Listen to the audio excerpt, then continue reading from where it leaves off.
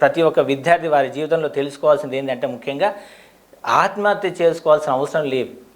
ఎందుకు ఆత్మహత్య చేసుకుంటున్నారు ఈ జీవితంలో అంటే ముఖ్యంగా వాళ్ళు ఒంటరితనాన్ని అలవాటు చేసుకోవడం, స్నేహితులతో గడపలేకపోవడం, తనలో మనసులో ఉన్న ఆలోచనలు చక్కగా స్నేహితులతో తల్లిదండ్రులతో చెప్పుకోలేకపోవడం, ఇలాంటి ఒంటరితనాన్ని అనుభవించడం వల్ల ఇలాంటి అవకాశాలు ఎక్కువ జరుగుతాయి. ఇలా ఒత్తిడికి గురవ్వడానికి కారణాలు ఏంటివి?